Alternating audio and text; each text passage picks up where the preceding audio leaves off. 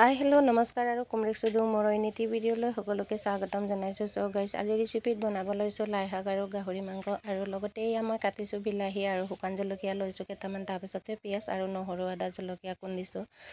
আৰু লগতে মই কেৰাহী গৰম কৰি থৈছিলোঁ, তাৰপিছতে তেল দিলোঁ। তেল দিয়াৰ পিছত গৰম হোৱাৰ লগে লগে মই এয়া শুকান জলকীয়া দি দিলোঁ, তাৰপিছতে পিঁয়াজ দি দিছোঁ।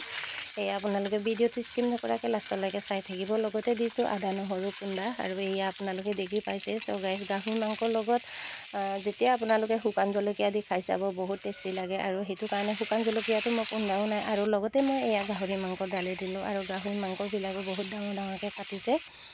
আৰু কাটি ধুনীয়াকৈ এতিয়া হালধি নিমখ দি ধুনীয়াকৈ ভাজি ল'ব লাগিব, অলপ সিজাকৈ ভাজি ল'ব লাগিব। তাৰপিছতে গৰম পানী অকণমান দিও অকণমান আপোনালোকে ভাজিব পাৰিব। লগতে এয়া মই দিলোঁ বিলাহী, আৰু বিলাহীৰ লগত ভালকৈ সিজিব দিব লাগিব গাহৰি মাংস। আৰু আমাৰ ট্ৰাইবেল মানুহে মানে বেলেগ ষ্টাইলত বনায় যিকোনো চব্জি, আৰু চবৰে নিজৰ নিজৰ ষ্টাইল এটা আছে।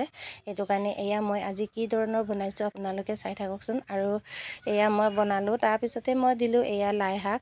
আৰু লাই শাক দিয়াৰ লগে লগে লাই শাকটো হয়তো বহুত উপঙি থাকে, সেইটো কাৰণে ইমান গাল চব্জি বনাইছে নেকি আপোনালোকে ভাবিব পাৰে, কিন্তু সেইটো ভাবিবলগীয়া কোনো কাৰণ নাই। কিন্তু লাই শাকটো সদায় উপঙি থাকে, কিন্তু চব্জিটো কম হয়।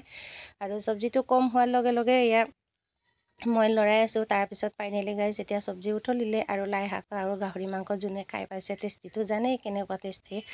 আৰু ইমান ধুনীয়াকৈ মানে চেন আহিছে। আৰু ফাইনেলি গাইছ এতিয়া চব্জি হৈ গ'ল, আৰু ভাত বাঢ়িলোঁ আৰু চব্জি বাঢ়িলোঁ। এয়া চাওকচোন কেনেকুৱা লাগিছে। আৰু শাক ভাত হৈ গ'ল, এতিয়া খাবলৈ লৈছোঁ। আৰু এয়া হৈ গ'ল, বাই বাই।